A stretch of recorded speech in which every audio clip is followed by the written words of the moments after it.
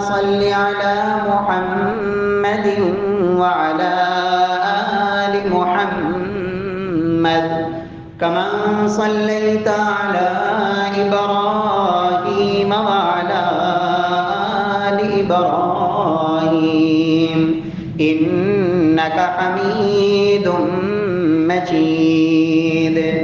اللهم بارك على محمد وعلى آل محمد كما باركت على إبراهيم وعلى آل إبراهيم إنك حميد مجيد. اللهم انفعنا بما علمتنا وعلمنا ما ينفعنا وزدنا علما. رب اشرح لي صدري ويسر لي أمري واحلل عقدة من لساني يفقهوا قولي. أعوذ بالله السميع العليم من الشيطان الرجيم من همزه ونفخه ونفسه. بسم الله الرحمن الرحيم. يا أيها الذين آمنوا اجتنبوا كثيرا من الظن إن بعض الظن إثم ولا تجسسوا ولا يغتب بعضكم بعضا.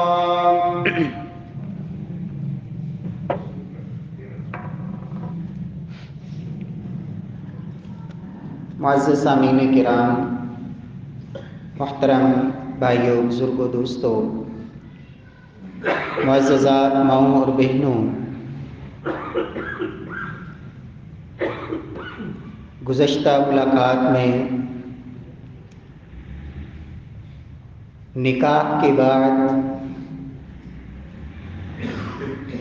زندگی کا یہ مرحلہ جس کی ابتدا خوشیوں کے ساتھ ہوتی ہے، لیکن چند دنوں کے بعد محبتیں نفرتوں میں بدلنا شروع ہو جاتی ہیں اور بہت سے گھر نتیجہ یہ نکلتا ہے کہ بات طلاق تک یا پہنچتی ہے. گھر اجڑنے کے اسباب میں سے پہلا سبب یہ تھا کہ خاوند اور بیوی جب اپنی زندگی سے گناہوں کو نہیں نکالتے، اللہ کی معصیت اور نافرمانی سے باز نہیں آتے، تو یہ گناہوں کی نحوست، اس کے اثرات اس قدر خطرناک ہوتے ہیں جو انسان کی صرف ذات کو متاثر نہیں کرتے، بلکہ اس کے گناہوں کی نحوست وہ دوسروں تک بھی منتقل ہوتی ہے. سلف کہا کرتے تھے کہ لوگوں، قرآن تمہاری بیماری بھی بتاتا ہے اور اس کا علاج بھی بتاتا ہے. بیماری وہ اللہ کی معصیت اور نافرمانی ہے اور گناہ ہے، اور اس کا علاج اپنے رب سے معافی مانگنا ہے. پیارے بھائیوں، دوسری چیز جس وجہ سے گھروں کے اندر سکون اٹھ جاتا ہے، نفرتیں بڑھتی ہیں، قرآن مجید نے، اللہ رب العزت نے قرآن مجید میں اس ضابطے کو بیان فرمایا. یا ایھا الذین آمنوا اجتنبوا کثیرا من الظن ان بعض الظن اثم ولا تجسسوا، کہ ایمان والو بہت زیادہ بدگمانی سے بچ جاؤ.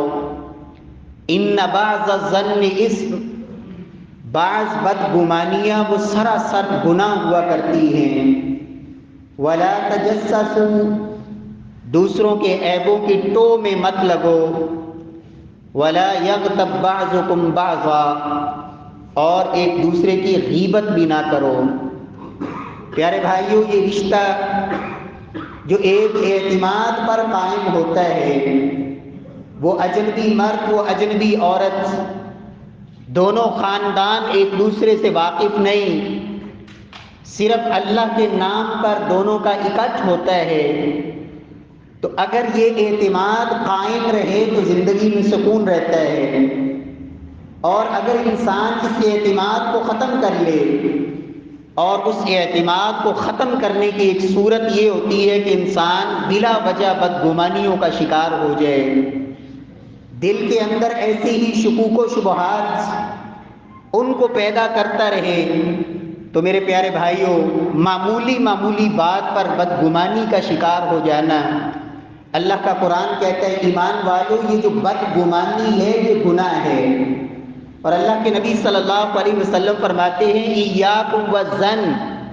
ایمان والو بدگمانی سے اپنے آپ کو بچاؤ، فإن الظن اکذب الحدیث، اس لیے کہ بدگمانی سب سے بڑا جھوٹ ہے، اس لیے کہ ایک وہ چیز ہوتی ہے جس کی کوئی حقیقت ہو، اور بدگمانی کا دوسرا معنی آپ وہم کر سکتے ہیں، تصور خیال کر سکتے ہیں، شیطانی وسوسہ کر سکتے ہیں، شیطان نے دل کے اندر ایک وسوسہ ڈال دیا، اور اس وسوسے کو لے کر، اس شیطانی جو ایک شبہ ہے اسے لے کر یہ زندگی کے اندر اپنی زبان سے بھی پھر بولتا ہے، اور اس شبہ کو ثابت کرنے کے لیے اللہ فرماتے ہیں وَلَا تَجَسَّسُوا، پھر یہ ٹو میں بھی رہتا ہے، پھر عیب کی تلاش میں رہتا ہے کہ ہاں یہ شبہ تو ہے کہ اب اس کو میں یقین میں بدلوں، اور اس کو ثابت کرنے کے لیے پھر ایڑی چوٹی کا زور لگاتا ہے، اور بسا اوقات وَلَا يَغْتَبْ بَعْضُكُمْ بَعْضًا، پھر وہ غیبت کی طرف بھی چلا جاتا ہے اور چغلی کی طرف بھی بڑھتا ہے۔ تو نبی کائنات فرماتے ہیں لوگوں یہ جو وہم ہے، یہ جو ایک شبہ ہے جس کی حقیقت کوئی نہیں، فرمایا یہ سب سے بڑا جھوٹ ہے، اور اس کو اپنی زندگی میں نہ آنے دو۔ ایک صحابی اللہ کے نبی کے پاس آئے اور آ کے کہتے ہیں یا رسول اللہ صلی اللہ علیہ وسلم، میری بیوی نے ایک بچے کو جنم دیا ہے، غلام اسود، بچے کا رنگ کالا ہے، نہ تو میرا ایسا رنگ ہے نہ میری بیوی کا ہے، لیکن میرے بچہ جو پیدا ہوا ہے اس کا رنگ کالا ہے، یا رسول اللہ مجھے لگتا ہے وہ بچہ میرا نہیں۔ نبی کائنات صلی اللہ علیہ وسلم نے مثال دے کے سمجھایا، یہ ایک گمان تھا، ظن تھا، جس کی حقیقت کوئی نہیں تھی۔ تو نبی کائنات صلی اللہ علیہ وسلم نے فرمایا حل لک من ابل، میرے صحابی بتائیں کیا آپ کے اونٹ ہیں؟ ہاں یا رسول اللہ صلی اللہ علیہ وسلم اونٹ ہیں۔ فرمایا کس رنگ کے ہیں؟ کہا یا رسول اللہ وہ سارے سرخی مائل ہیں۔ تو نبی کائنات صلی اللہ علیہ وسلم فرماتے ہیں حل فیہا لبرقا، کیا ان سرخ اونٹوں کے اندر کوئی مٹی رنگ کا بھی ہے؟ تو وہ کہتا ہے گہرے رنگ کا۔ ہاں یا رسول اللہ صلی اللہ علیہ وسلم سیاہی مائل، مٹی مائل ایسا بھی ہے۔ نبی کائنات صلی اللہ علیہ وسلم فرماتے ہیں فَأَنَّا ذَلِكَ، أَتَاهَا، یہ کہاں سے آ گیا ہے؟ جب تیرے سارے اونٹوں کا رنگ اور ہے تو اس پیدا ہونے والے ایک اونٹ کا رنگ اور ہے، یہ کہاں سے آ گیا ہے؟ تو وہ صحابی کہتے ہیں لَعَلَّهُ نَزَعُ عِرْقٌ، یا رسول اللہ لگتا ہے کہ اس نے کہیں دور کی کوئی رگ کھینچ لی ہوگی کہ اوپر کی نسل میں کوئی اس رنگ کا ہوگا تو یہ اس پہ چلا گیا ہے۔ تو نبی کائنات صلی اللہ علیہ وسلم فرماتے ہیں عسیٰ ان یکون ھذا نزع عرق، تو ممکن ہے تمہارے بچے نے بھی دور کی کوئی رگ جو ہے وہ کھینچ لی ہو، اور یہ بھی تمہاری نسل میں اوپر کوئی ایسا ہو جس کے رنگ اس کا رنگ اس کی شکل پہ چلا گیا اور اس کی صورت پہ چلا گیا۔ لہذا صرف اس وجہ سے ایک پاک دامن عورت، ایک حیادار عورت، ایک عزت دار عورت، اپنی عزت کی محافظ عورت، اس پر اس طرح کی بدگمانی اور بلا وجہ شکوک و شبہات کا شکار ہونا، میرے پیارے بھائیوں، یہ زندگی کو اجیرن کرتا ہے، نفرت بڑھتی ہے، اعتماد ختم ہوتا ہے، اور زندگی کے اندر وہ جو سکون ہوتا ہے وہ اٹھ جاتا ہے۔ اور بسا اوقات یہ کردار رشتہ دار بھی نبھاتے ہیں کہ بیوی کے رشتہ دار ان کو اس سے زیادہ محبوب کوئی مشغلہ نہیں ملے گا کہ اس کے خامد کے خلاف اس کے دل میں نفرت کیسے ڈالنی ہے، اور خامد کے کچھ عزیز ان میں والدین بھی ہو سکتے ہیں، بہن بھائی بھی ہو سکتے ہیں، اور رشتہ دار بھی ہو سکتے ہیں، کوئی بھی۔ اللہ کے نبی صلی اللہ علیہ وسلم نے مطلق کہا لیس منا من خبب امرأة علی زوجها، اللہ کے نبی فرماتے ہیں اس کا میں محمد صلی اللہ علیہ وسلم سے کوئی تعلق نہیں، لیس منا، وہ ہم میں سے نہیں۔ فرمایا جو شوہر کے خلاف عورت کو بھڑکاتا ہے یا کسی ملازم کو، خادم کو اپنے مالک کے خلاف بھڑکاتا ہے، اکساتا ہے، لیس منا، وہ ہم میں سے نہیں۔ پیارے پیارے بھائیوں، اسلام تو یہ کہتا ہے کہ اگر کوئی حقیقت بھی ہے، اگر واقعی اپنی آنکھوں سے آپ نے ایک چیز دیکھ لی، تو اسلام تو اس پر بھی یہ کہتا ہے کہ اگر تم عیب پہ پردہ ڈال سکتے ہو تو پردہ ڈال لو، تم اس کے عیبوں پہ پردہ ڈال لو، میرا اللہ قیامت والے دن تمہارے عیبوں پہ پردہ ڈالے گا۔ ہاں اگر اس کو صریح آنکھوں سے زنا کرتے دیکھ لو، بدکاری کرتے دیکھ لو، تو اسلام نے پھر بھی عزت کے تحفظ کے لیے یہ قانون بنایا کہ جب تک 4 گواہ نہ ہوں اس وقت تک زبان نہ کھولیں، وگرنہ آپ کو 80 کوڑے لگیں گے اور حد قذف جاری ہوگی۔ ہاں خامد بیوی آپس میں اگر خامد کا معاملہ ہے، خامد اپنے آنکھوں سے اگر اس طرح کی کوئی معاملہ دیکھتا ہے تو اسلام نے اس کا ایک اور حل جو لعان کی شکل میں ہے، لیکن یہاں کوئی اور اجنبی، لیکن کچھ لوگ بات معمولی اور اس کو بڑھا چڑھا کے اتنا پھیلایا، مقصد ذلت اور رسوائی اور دوسروں کی زندگی کو برباد کرنا۔ اللہ کے نبی صلی اللہ علیہ وسلم کو ایک منظر دکھایا گیا خواب کے اندر۔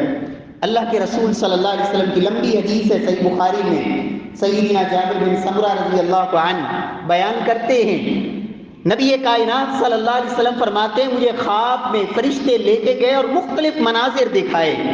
لمبی حدیث ہے، اس میں سے ایک منظر جو اللہ کے نبی کو دکھایا گیا ہے، فرمایا میں دیکھتا ہوں کہ ایک شخص اس کے منہ کے اندر لوہے کی کوئی چیز ڈالی جاتی ہے اور اس کی ایک بات کو چیرا جاتا ہے اور چیر کے اس کی گدی تک لے جایا جاتا ہے، پھر یہ چھوڑ کر وہ دوسری سائڈ پہ آتا ہے اور وہ درنتی سائڈ طرح کی کوئی چیز چیرنے والی اس کو منہ کی دوسری سائڈ پہ داخل کر کے اس کو چیرنا شروع کرتا ہے، پھر گدی تک لا کے وہاں چھوڑ دیتا ہے، پھر ناک کی ایک سائڈ اسی طرح اس کو چیر کر پیچھے تک لے جایا جاتا ہے، پھر دوسرے ہتھے کو، پھر آنکھ ایک سے دوسری ادھر پیچھے تک، اور جب ایک سائڈ کے ساتھ یہ کیا جاتا ہے تو اتنی دیر میں دوسری سائڈ ٹھیک ہو جاتی ہے، وہ پھر دوسری طرف چلا جاتا ہے اور مسلسل یہی عذاب اس کو دیا جا رہا ہے۔ تو میں نے پوچھا کہ یہ کون شخص ہے، تو مجھے بتایا گیا کہ یہ وہ شخص ہے کہ جو ایسی بات جس کی حقیقت کوئی نہیں ہوتی تھی،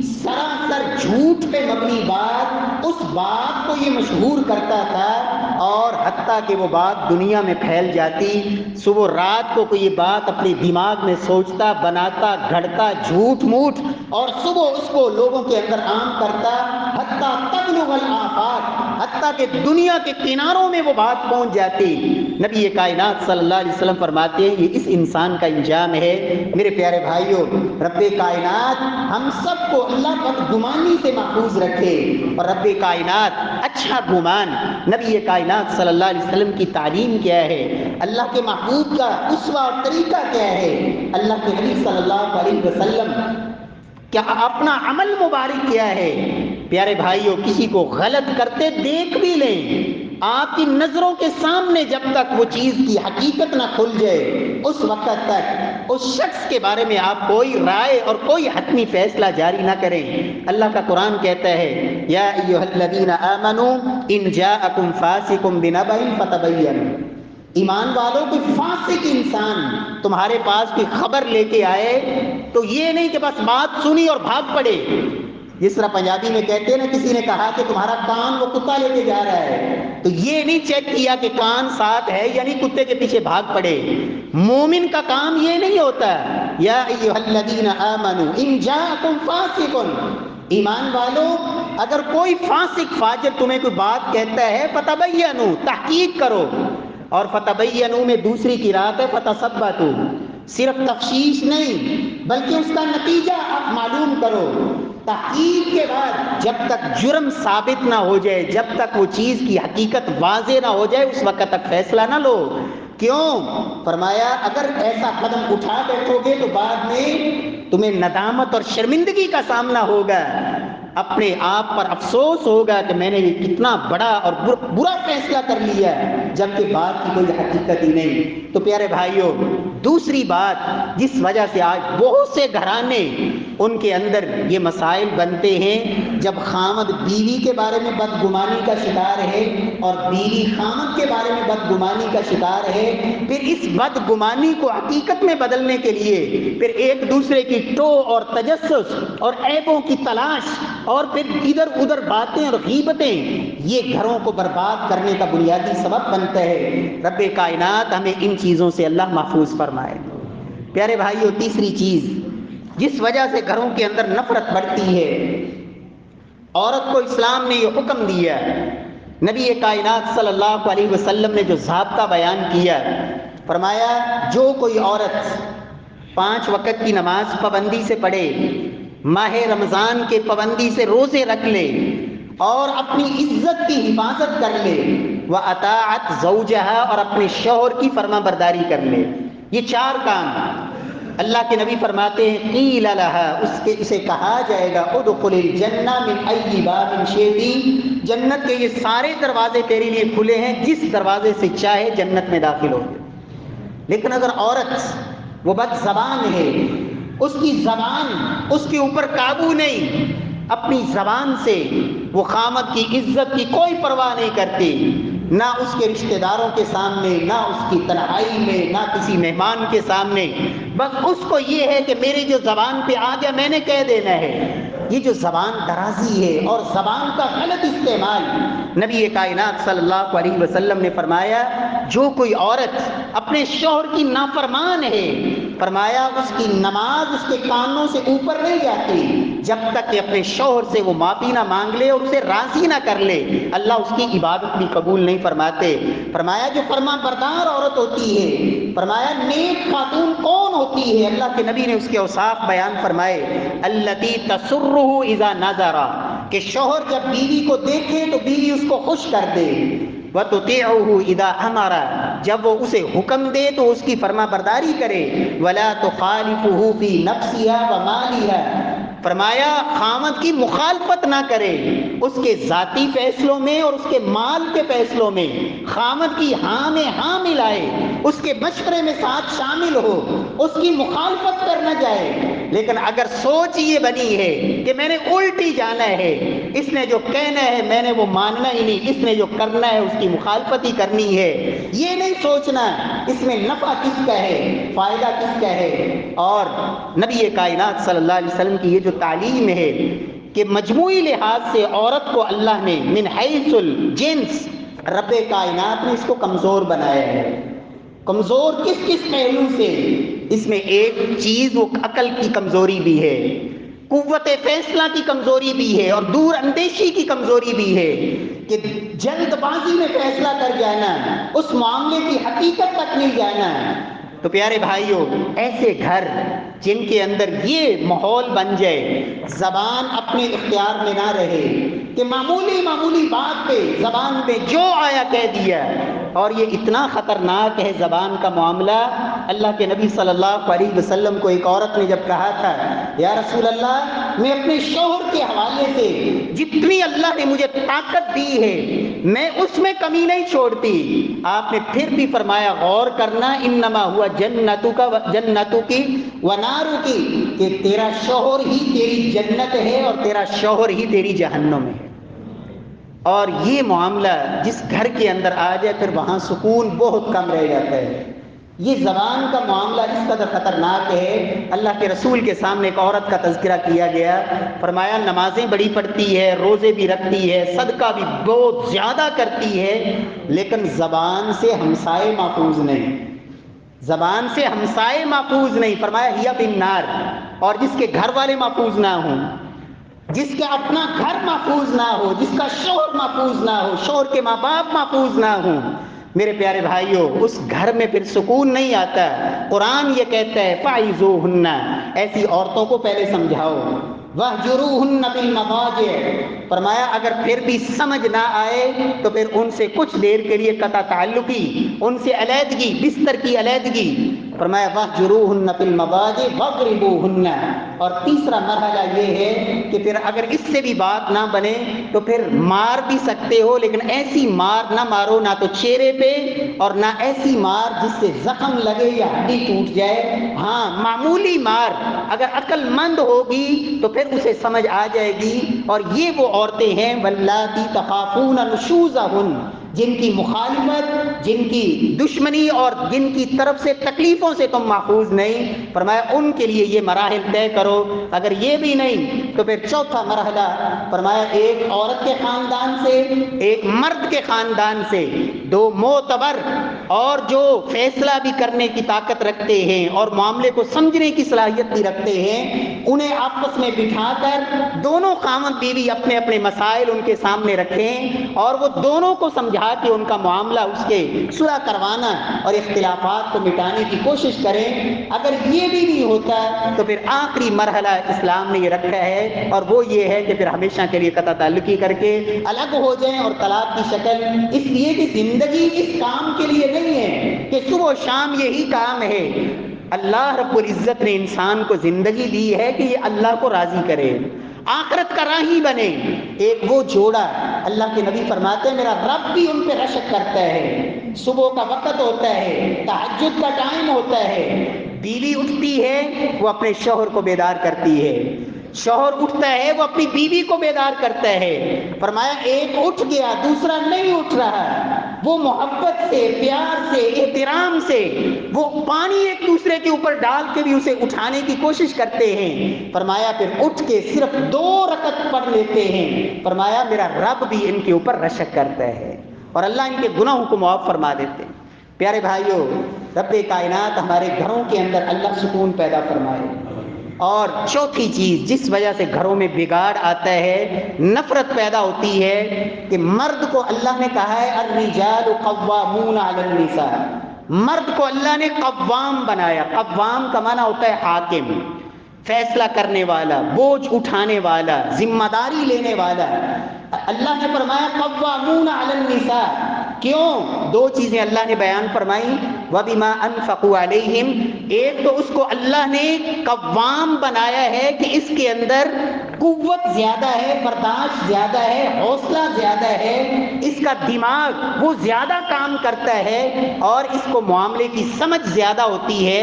اور دوسری چیز یہ ہے کہ خرچ کرنا اس کی ذمہ داری ہے، کہ گھر کے اندر کما کے لانا، محنت کرنا، گھر کی جمی ضروریات اس کا بوجھ لینا اور اٹھانا یہ مرد کی ذمہ داری ہے. اس وجہ سے اللہ نے اس کو قوام کہا.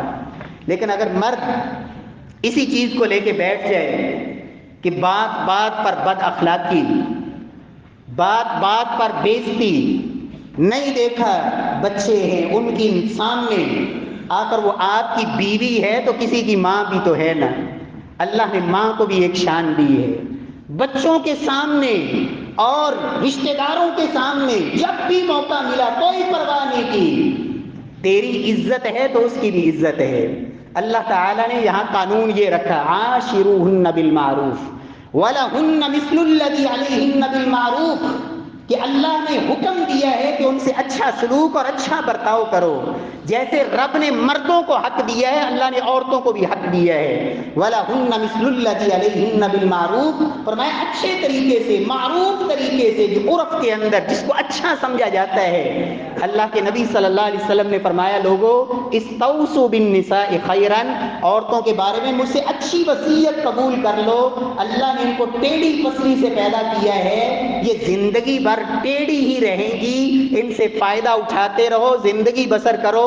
اگر یہ سوچ لو کہ میں نے اس کو سیدھا کر کے چھوڑنا ہے، فرمایا وہ سیدھی نہیں ہوگی، کسرھا طلاقھا، یہ فطرت ہے اور انسان کبھی فطرت کو بدل نہیں سکتا. فرمایا خلقت من ضلع، اللہ نے ٹیڑھ پن اس کے اندر رکھ دیا ہے، وہ ٹیڑھ پن تم ختم نہیں کر سکتے، لیکن ہاں اپنا اخلاق اس کو خراب نہ کرو. आशिरूहुन्न बिलमारूफ। और अल्लाह के नबी सल्लल्लाहु अलैहि वसल्लम क्या फरमाते हैं, किसी भी इंसान के अच्छा या बुरा होने का पैमाना ये है, मेयार ये है, खैरुकुम लिअहली व अना खैरुकुम लिअहली। फरमाया तुम में सबसे बेहतरीन इंसान वो है जो अपने घर वालों के साथ अच्छा है, और जो बाहर तो माशाअल्लाह बहुत बाअखलाक बाकमाल आदमी है, लोग तारीफें करते हैं, यार सज्जन दाद देते हैं, जिस महफिल में चला जाए लोग हश हश कर उठते हैं, लेकिन घर के अंदर जो ही आया, घर के अंदर ऐसे जैसे कोई मौत का फरिश्ता दाखिल हो गया, जैसे कोई हलाकू खान की कैफियत में। मेरे प्यारे भाइयों, घर को अल्लाह ने सुकून का जरिया बनाया है, अपना सुकून भी बाकी रखे, दूसरों के सुकून को भी कायम रखे। आशिरूहुन्न बिलमारूफ, अल्लाह रब्बुल इज्जत ने कहा अच्छे तरीके से जिंदगी बसर करो।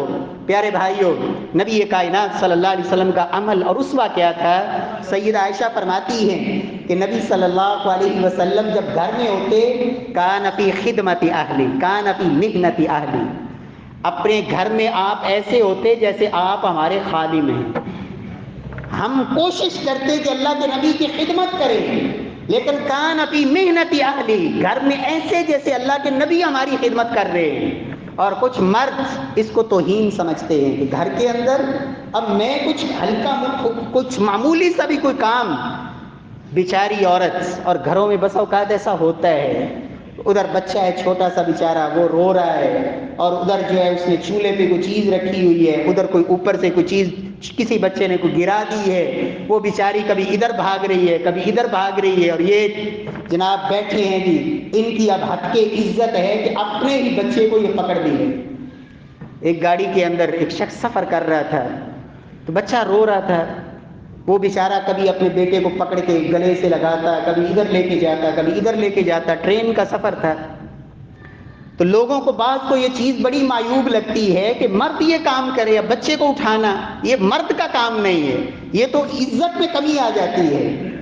तो किसी ने उसको कहा कि आप ऐसे कर रहे हैं देश की माँ को, तो आप इतने क्यों बेचैन हैं? उसने कहा मैं इसलिए बेचैन हूँ कि मुझे यकीन है कि ये मेरा अपना है, मुझे शक नहीं है ये मेरा ही है, इसलिए मैं बेताब और बेचैन हूँ। अगर किसी गैर का होता तो मुझे तकलीफ ना होती, तो जब मेरा है तो मुझे इसको उठाना भी है, इसको संभालना भी है, इसमें मुआवनत भी करनी है।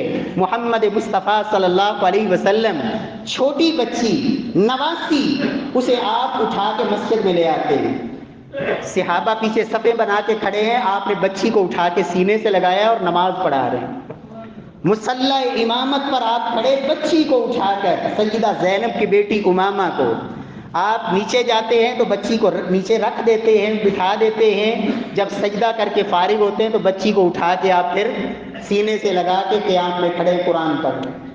बच्चा नमाज में सजदे में आके ऊपर बैठ जाता है। अल्लाह के नबी ने तो इसको तौहीन नहीं जाना। मोहम्मद मुस्तफ़ा हसन हुसैन को कंधों पे उठा के गलियों में चलते, अल्लाह के नबी सल्लल्लाहु अलैहि वसल्लम बच्चों के साथ खेलते भी, बच्चों को पीछे भाग के पकड़ते भी।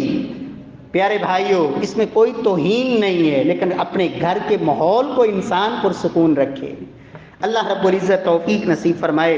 प्यारे भाइयों, घरों के अंदर अल्लाह के नबी सल्लल्लाहु अलैहि वसल्लम ने सुकून का एक रास्ता जो बताया वो ये भी है कि बाज़ लोग बीवी के अंदर, आखिर इंसान है, अगर उसके अंदर कोई 10 खूबियाँ हैं तो एक खामी भी हो सकती है। आपके अंदर अगर कोई 5 खूबियाँ हैं तो 5 खामियाँ भी होंगी। अपनी खामियों की तो कोई परवाह नहीं, लेकिन बीवी के अंदर कोई ऐब नहीं होना चाहिए, कोई खामी उसकी नज़र नहीं आनी चाहिए। अल्लाह के नबी ने क्या फरमाया, ला यफ़रुक मुमिनुन मुमिना इन करिहा मिनहा शैयन रदिया मिनहा आकर।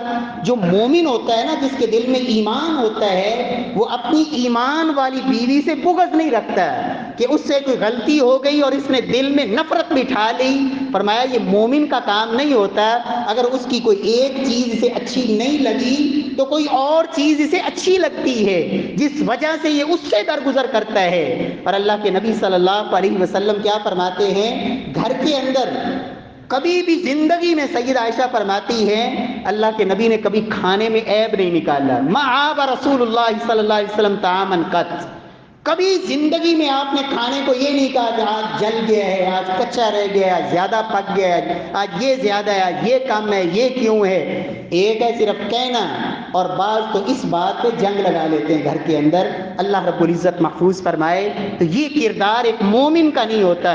گھروں کے اندر سکون، اور گھروں کے اندر ایک اور سبب جس وجہ سے نفرتیں بڑھتی ہیں، بعض لوگ حد درجہ بخیل ہوتے ہیں، خرچ کرنا ہی نہیں، بس بینک میں پڑے رہیں، ہاں پلاٹ بھی پلاٹ پہ پلاٹ خریدے جائیں، فکر کیا ہے جی؟ اولاد کے لیے، یعنی اپنی زندگی اس کے اندر سکون نہیں چاہیے، نہ خرچ کرنا ہے، بخل کی حد۔ یہ جو بخیلی ہے نا، اللہ کے نبی نے اس سے پناہ مانگی ہے۔ ہاں اسراف، ایک ہوتا ہے فضول خرچی، اسلام کہتا ہے اعتدال، میانہ روی۔ والذین اذا انفقوا لم یسرفوا ولم یقتروا وکان بین ذلک قواما۔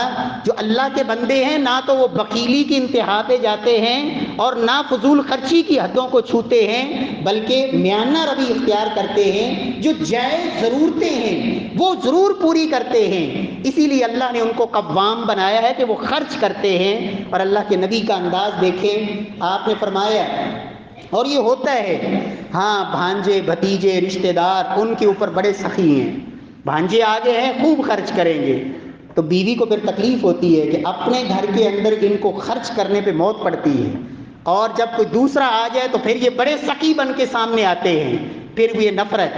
میرے پیارے بھائیوں، اللہ کے نبی کی تعلیم کیا ہے؟ فرمایا 1 دینار جو بندہ اللہ کی راہ میں جہاد میں دیتا ہے، 1 دینار فرمایا جو کسی ضرورت مند مسکین کو دیتا ہے، اور 1 دینار فرمایا جو اپنی بیوی اور بچوں پہ خرچ کرتا ہے، فرمایا اعظمها اجرا، فرمایا ان میں سب سے بڑا اللہ کے ہاں اجر والا وہ ہے جو تو نے اپنے بیوی بچوں پہ خرچ کیا ہے۔ فرمایا انسان جب اپنے گھر والوں پہ خرچ کرتا ہے اور اللہ سے ثواب کی نیت رکھتا ہے، اللہ اس کو خرچ کرنے پر بھی اللہ اجر و ثواب عطا فرماتے ہیں۔ تو میرے پیارے بھائیو، یہ ایک فطرت ہے، ہر انسان کی یہ چاہت ہوتی ہے کہ اس کی ضرورت کو پورا کیا جائے، اور اللہ کے نبی نے کیا فرمایا؟ ان تطعمها اذا طعمت وتقسوها اذا اقتصیت، فرمایا جو خود کھاتے ہو بیوی کو کھلاؤ۔ خود تو آئے دن جی آج فلاں جگہ پہ پارٹی ہے، آج فلاں جگہ پہ یاروں کے ساتھ ایک مجلس ہے، آج فلاں ہوٹل پہ ہماری پارٹی ہے، آج کھانا ہے، آج فلاں ہے، اور بیوی مانگے تو کہا پلے ہی کچھ نہیں۔ فرمایا ان تطعمها اذا طعمت، جو خود کھاتے ہو کھلاؤ ان کو، جو خود پہنتے ہو پہناؤ ان کو، یہ اللہ نے ان کو حق دیا ہے۔ تو انسان کو خرچ کرنے کے اندر بخل نہیں کرنا چاہیے، جو اللہ نے دیا ہے اچھے طریقے سے وہ ضرورتیں پوری کرے، لیکن ان کو ادب و آداب بھی سکھائے، ان کو زندگی جینے کا ڈھنگ اور سلیقہ بھی سکھائے، یہ ذمہ داری ہے۔ اللہ رب العزت توفیق سے نوازے۔ بعض خواتین ان کی طرف سے یہ شکوہ ہوتا ہے کہ جس شادی سے پہلے میں نماز بھی پڑھتی تھی، تہجد بھی پڑھتی تھی، قرآن بھی پڑھتی تھی، تہجد میں بڑا دل لگتا تھا، بڑے لمبے لمبے میں سجدے کرتی تھی، قرآن اور عبادت میں بڑی لذت تھی، جب سے شادی آئی ہے عبادت کی لذت ختم ہو گئی، عبادت کے اندر اب لذت نہیں رہی۔ شیخ البانی رحمہ اللہ، ان سے ایک خاتون نے یہ سوال کیا، تو انہوں نے جواب میں سب سے پہلے یہ پوچھا کیا آپ اپنے خاوند کا حق ادا کرتی ہیں؟ تو وہ کہتی ہے حضرت میں آپ سے پوچھ رہی ہوں کہ مجھے عبادت میں لذت نہیں آتی، آپ میرے سوال کا جواب دیں۔ تو انہوں نے کہا میں آپ کے سوال کا جواب ہی دے رہا ہوں، مجھے یہ بتائیں کہ آپ اپنے شوہر کی فرما برداری کرتی ہیں اور اس کا حق ادا کرتی ہیں جو رب نے اسے حق دیے ہے؟ پھر انہوں نے حدیث جو اللہ کے نبی صلی اللہ علیہ وسلم سے صحیح الترغیب میں موجود ہے حدیث بیان کی، لا تجد المرأة حلاوة الایمان حتی تؤدی حق زوجها، فرمایا کوئی بھی عورت اس وقت تک ایمان کی لذت اور مٹھاس چکھ ہی نہیں سکتی، فرمایا جب تک وہ اپنے شوہر کا حق ادا نہ کر دے۔ اس کی عبادت کے اندر اگر اسے لذت نہیں، سکون نہیں، سمجھ لے کہ اس کے شوہر کے حقوق کے اندر کمی اور کوتاہی ہے، جس وجہ سے اللہ نے اس کی عبادت کی لذت سے اسے محروم کر دی ہے۔ اور نبی صلی اللہ علیہ وسلم کا فرمان ہے کہ اللہ کی قسم، اللہ کے نبی قسم اٹھا کے فرماتے والذی نفسی بیدی، اس ذات کی قسم جس کے ہاتھ میں میری جان ہے، کوئی بھی عورت اس وقت تک اپنے رب کا حق ادا نہیں کر سکتی جب تک وہ اپنے شوہر کا حق ادا نہ کر لے۔ فرمایا کوئی بھی عورت اس وقت تک اپنے رب کا حق ادا نہیں کر سکتی جب تک وہ اپنے شوہر کا حق ادا نہ کر لے۔ اور نبی کائنات صلی اللہ علیہ وسلم نے فرمایا وہ عورت جو اپنے خامد کا شکر ادا نہیں کرتی، شکریہ ادا نہیں کرتی، اور یہ توہین سمجھی جاتی ہے، یہ تو میرا حق ہے، شکریہ کس بات کا؟ اللہ کے نبی فرماتے ہیں لا ينظر اللہ الی امرأ لا تشکر لزوجها، فرمایا میرا اللہ اس عورت کی طرف نظر رحمت سے دیکھنا بھی پسند نہیں فرماتے جو عورت اپنے شوہر کا شکر ادا نہیں کرتی۔ میرے پیارے بھائیوں، اسلام یہی ہے، اسلام اعتدال اور دونوں کو سبق دیتا ہے کہ دونوں مسلمان بن کے جیو۔ اور نکاح کے موقع پہ جو 3 آیتیں پڑھی جاتی ہیں نا، تینوں میں بنیادی پیغام یہی ہے اتقوا اللہ، اللہ سے ڈرنا ہے، لوگوں سے نہیں۔ خوف یہ ہوتا ہے فلاں کیا کہے گا، فلاں کیا کہے گا، کہا اتقوا اللہ۔ جب اللہ کا ڈر غالب ہوگا تو پھر زندگی میں سکون رہے گا، جب لوگوں کا ڈر ہوگا، رب کا ڈر نہیں ہوگا، پھر سکون نہیں آئے گا۔ اللہ رب العزت ہمارے گھروں کے اندر اللہ سکون پیدا فرمائے۔ اللہ رب العزت ہمیں اپنے حقوق کے مطالبے کے ساتھ ساتھ رب کائنات ہمیں اپنے فرائض کو بھی سمجھ کے اس کی ادائیگی کی بھی توفیق نصیب فرمائے۔ اللہ کے نبی نے 2 بڑی خوبصورت دعائیں سکھائی ہیں، آپ یہ دعا ضرور پڑھتے رہا کریں۔ ربنا هب لنا من ازواجنا وذریاتنا قرۃ اعین واجعلنا للمتقین اماما، اے پروردگار میری بیوی میرے بچے ان کو میری آنکھوں کی ٹھنڈک بنا دے، اور اے اللہ مجھے متقی لوگ پرہیزگار لوگوں کا امام بنا دے۔ اور اسی طرح دوسری دعا رب اوزعنی ان اشکر نعمتک التی انعمت علی وعلی والدی وان اعمل صالحا ترضاه واصلح لی فی ذریتی انی تبت الیک وانی من المسلمین، اے اللہ مجھے توفیق دے جو نعمتیں تو نے میرے اوپر برسائی ہیں اللہ میں اس کا شکر کرنے والا بن جاؤں، میرے والدین کے اوپر بھی تو نے انعام کیا، یا اللہ میری اولاد کی بھی اصلاح کر دے، اصلح لی فی ذریتی، یا اللہ میں گناہوں میں ڈوبا ہوا ہوں، معاف کرنے والا تو ہے، مجھے معاف بھی فرما دے اور مسلمان بن کے مجھے جینے کی توفیق دے، میری زندگی میں اسلام کی چھاپ اور اسلام کا رنگ نظر آئے۔